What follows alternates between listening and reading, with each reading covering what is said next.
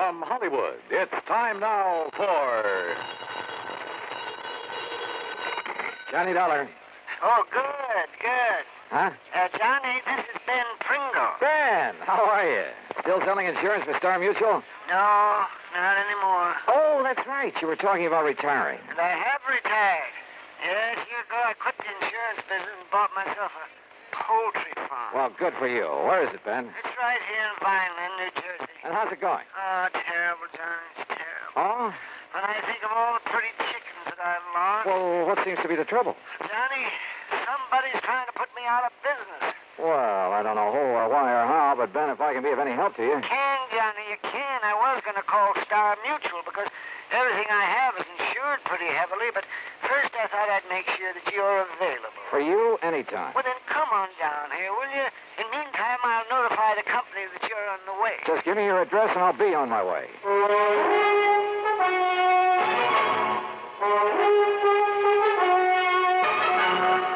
Bob Bailey in the exciting adventures of the man with the action-packed expense account. America's fabulous freelance insurance investigator. Yours truly, Johnny Dollar. Now, Act One of yours truly, Johnny Dollar.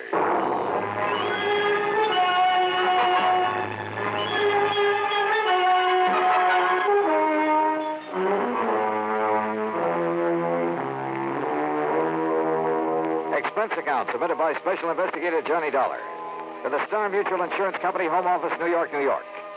Following is an account of expenses incurred during my investigation of the sick chick matter.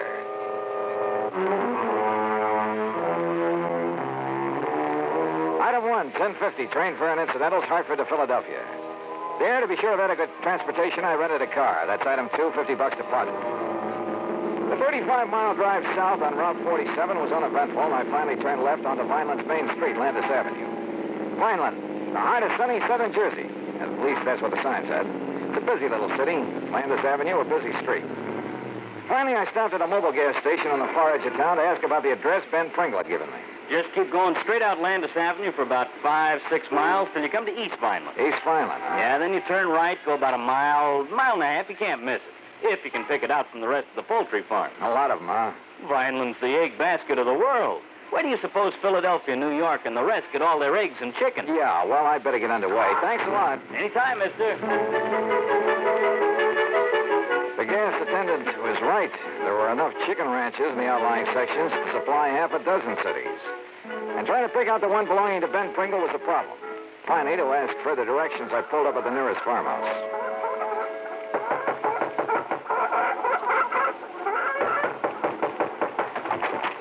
Yeah? What do you want? I'm looking for Mr. Ben Pringle's place. Oh, Ben Pringle. He's right next door. Oh. Ah, the poor man. Poor man? Yes, he's coming down here from New York. He'll spend all his money, and what happens? He's going to lose his flock. Doesn't know much about raising chickens, huh? He don't know nothing. Joe, my old man, he's try to tell him when he come here. It's take more than the money to raise the chicken. So why don't he get out? Why don't he sell out before he spend all his money and lose everything? You think that's what he ought to do, Mrs. I'm Lucia Rinsulli. My older man, he's Joe Rinsulli. What's your name? Johnny, darling. Well, then if you know him, you tell him. He's like all the rest. How do you mean? Oh, they make some money in the big city.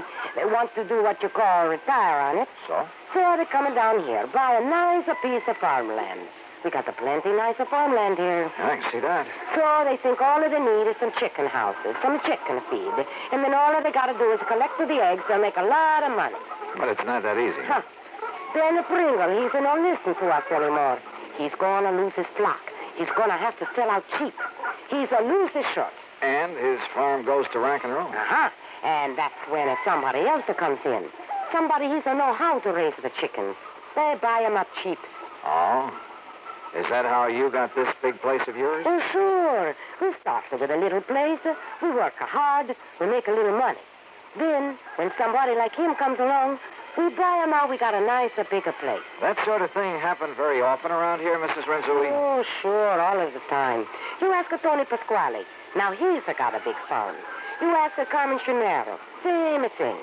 You know Tommy Bernasconi? No. We ask him. Same thing. Same thing. What's the matter, huh? Oh, I was just thinking, Mrs. Renzulli, it's pretty much to your advantage to see these people go broke, isn't it? No, you're just the one, Min. Frank, though, isn't it? Look, I don't know who you are, what you want, what's your business. My business is finding out why Ben Pringle's having trouble. Maybe who is causing it. You get out of here. I don't like it the way you talk. Sure. I don't think I like you. Yeah? Maybe you'll like me even less after I've talked to Ben Pringle. How about that? Get out.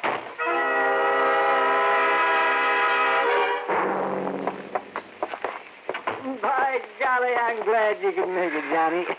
Yes, sir. Sit down. Yeah. Well, from what I hear, Ben, you're having a pretty rough time of it. Oh, I suppose it's my own fault, Johnny. Walking into a project like this without knowing more about it. Well, how deep have you gone into this Oh, layout? my, too deep, Johnny, too deep. All in all, I spent nearly $40,000. That's just about all I have. And most of us had to go for replacing my herd. Herd? Yeah, my herd of chickens. Oh. And I thought it'd be so easy, just buy a few hundred chickens. Yeah, throw them some feed, collect the eggs, collect the money. Yes, and I'd be fixed up for life. Oh, dear, there are more diseases a chicken can catch. There are more lice and bugs. Oh, and now this. Hey, Ben, you said something about somebody's trying to put you out of business. That's right, Johnny, and I'm sure of it. But why, I don't know. I didn't know I had an enemy in the world. Oh, what's going wrong? Well, just wait till you see my herd of chickens. And if you don't agree with me that... Oh, I'm sure you'll agree with me. About what? That they're being poisoned, What? that's what. By whom? I think I know. Oh, yes, sir. Well? By somebody who'd like to see me go broke. So that he could buy you out cheap. Who, Ben? I'll tell you who. Because he wants to add my property to his. And he's right next door. And his name is Joe Renzulli. Act 2 of yours truly, Johnny Dollar, in a moment. And now for another episode in the life of Sergeant Donald Bellwether, my husband.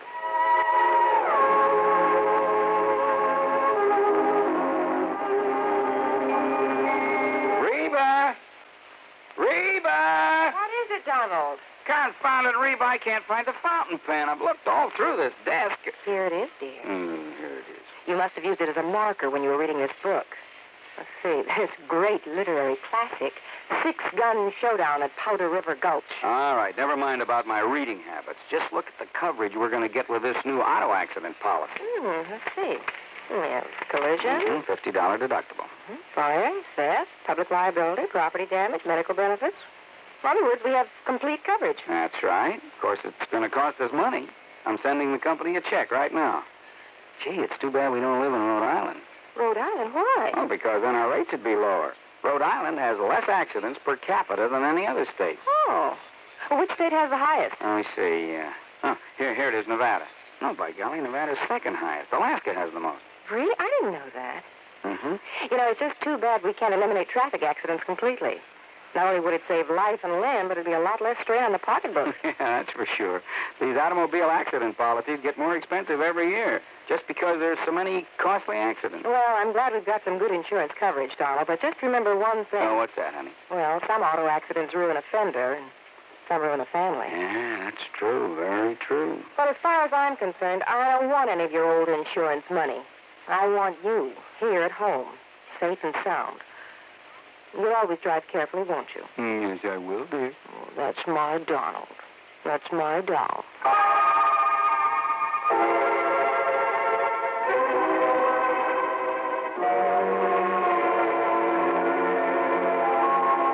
And now, Act 2 of yours truly, Johnny Dollar, and the Sick Chick Matter.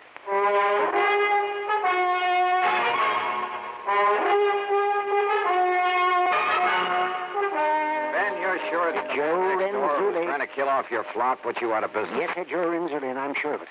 But just wait till you see him. Johnny, I have got the sickest herd of chickens you ever saw. Okay, Ben, let's take a look at them. Though I'm afraid I don't know much about the critters. You don't have to. Anybody could tell. Just anybody. Come on. Have you talked with a vet about them? Ha, sure I have. Finest vet in the county, too. Dr. Goldhaft. Why, he has a regular laboratory. He's known all over the world. He's the one that cured him with the cholera, and the hepatitis, and the synovitis, and the coccytitis, tosis. Johnny, after I've called him in so many times, he even gave me a book. A book? Yes, he did.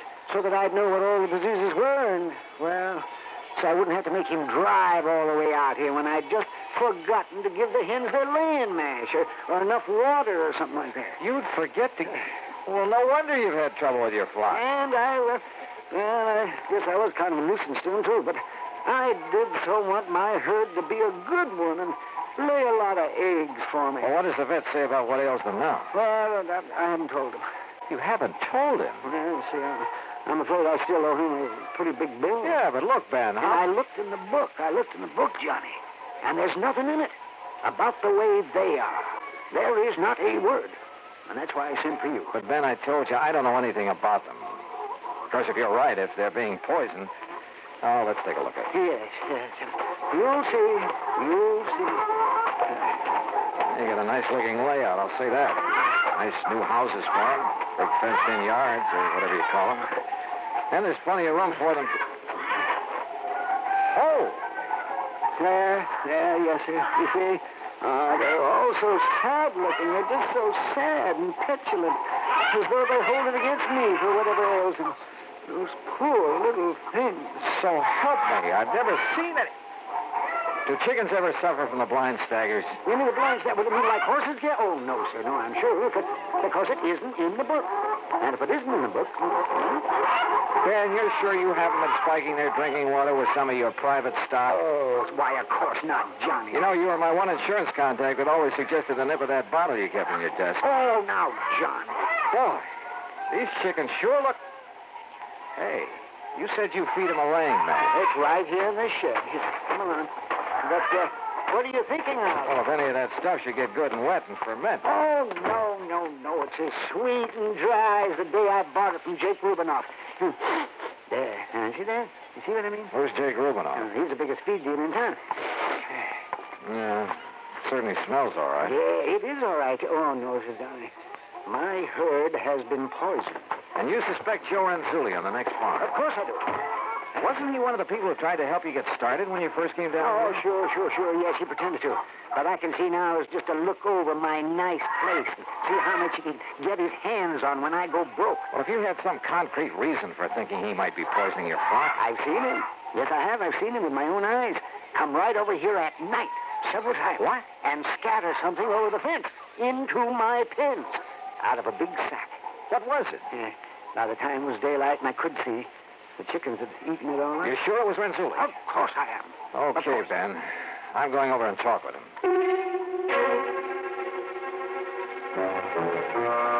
I went back to the farm next door. I found Joe Renzulli in one of his sheds. Tall, husky, and well-tanned. He was hard at work building some kind of an affair with a large wooden frame. There, these are finished. Like I say, Mr. Dollar, you're keeping the chickens in a cage up off the ground. They're more healthy. You get them more fat. Bring a better price in the market. Yeah. How you like that, huh? I asked you a question, Mr. Renzulli. I'd like an answer. Now. All right, I tell you. I think you better. It's because I try to help the poor man without he to find out. So I throw it over the fence at night when he's in O.C. Throw what over the fence? Well? Yeah. Move this sock. There, you see? In this one. XLNC Vitagrow supplement. That's right, the vitamins. Vitamins? These are chickens. They're sick. He don't know what to do. He's a waste all his money. He's a nice fella, so I help him. You sure that bag doesn't contain some kind of poison? Poison? Poison? Yeah. No. Where'd you get that stuff? Jake Rubinoff feed store. What are you trying to accuse me of? Nothing. Yet. I'm going to try to help the poor man, that's all. You don't like that? I want a sample of that stuff. Sure. Take all you want. So what are you going to do? Well, it's too late now, but in the morning I'm going to take it into town to the feed place and check on it. You go ahead. And believe me, if there's anything wrong with it, I'm coming back here with the police in tow. Police? You better talk, Renzulli. You don't understand. You don't know. It's smaller place like this. You got to stay friends with everybody. Huh? You make trouble for people, it's no good. What are you talking about? Your neighbor is your friend. Oh, sure. Just like you're a good friend of Ben Pringle. Yeah, that is so. But you're protecting somebody who's poisoning his chicken. No, that's a big lie. Then what's all this double talk? Why are you so afraid I'll bring the police out here? Well, I'm not. I mean... Or maybe you've done something you're afraid they'll tag you for. Is that it? No, that is wrong. Fact remains you know something about Ben Pringle's trouble with his flock. I tell you. You've told me nothing. Okay, I'll find out for myself. Good. That is good. Huh? You no live here. You find out. That's all right. That's good. Find out what? You find out And that's all I could get out of him.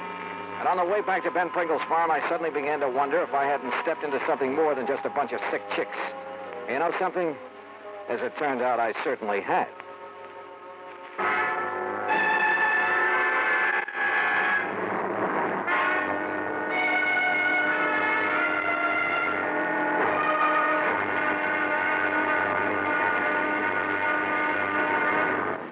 Act 3 of yours truly, Johnny Dollar, in a moment.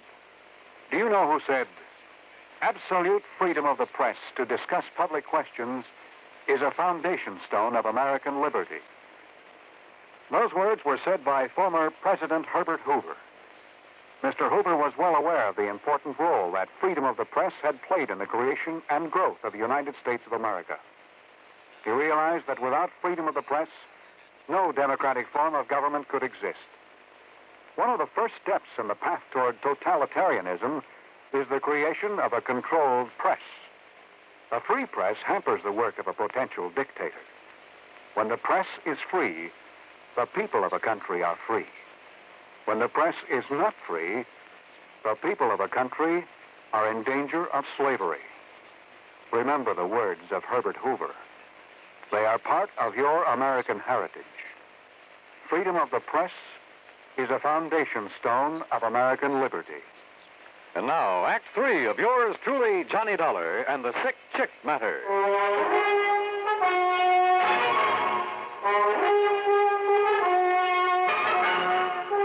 By the time I got back to Ben Pringle's place, he had spread something that passed for supper on the kitchen table. Now, just help yourself there, Johnny. There's plenty more in the stove. Yeah.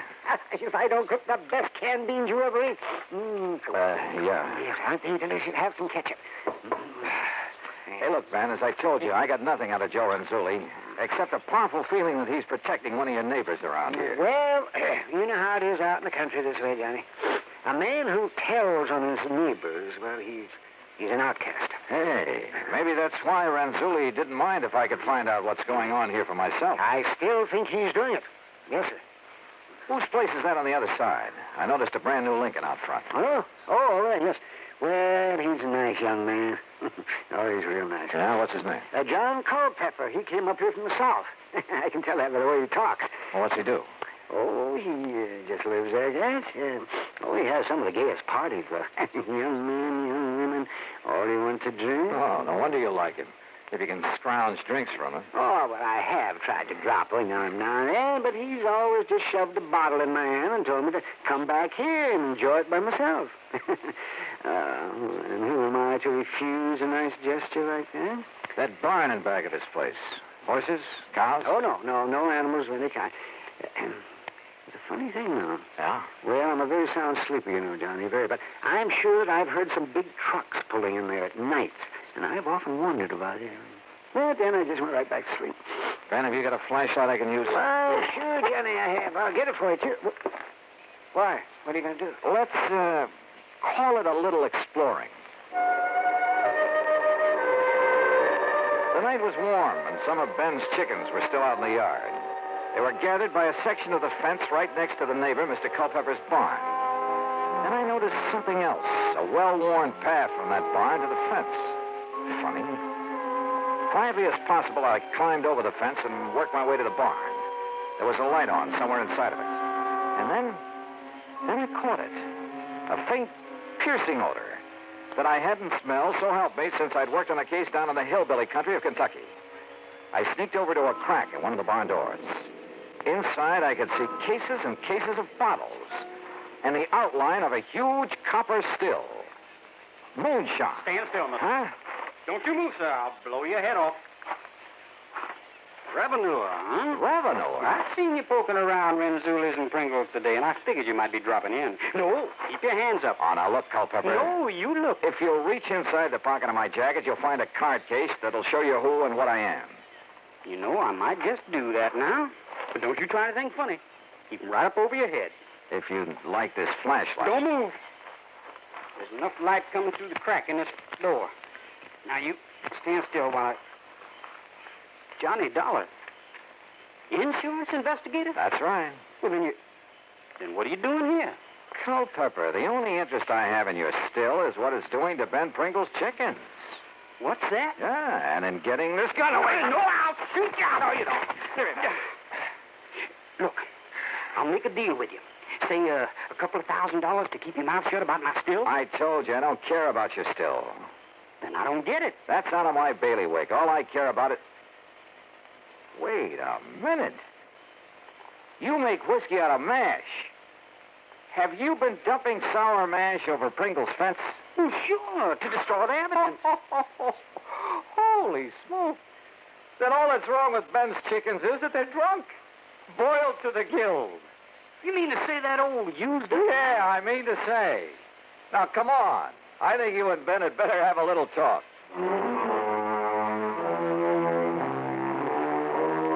So they talked, Ben and Culpepper. In exchange for not being reported, Culpepper agreed to pay my expense account, Ben's veterinary bills, and to move out of the county. Oh, I suppose I should have notified the local authorities of what was going on. But isn't that really a job for the company? After all, like I said, it is out of my bailiwick. Hey, you know something? The stuff Culpepper was turning out in that old barn wasn't half bad. Expense account total to the company, nothing. Yours truly, Johnny Dollar.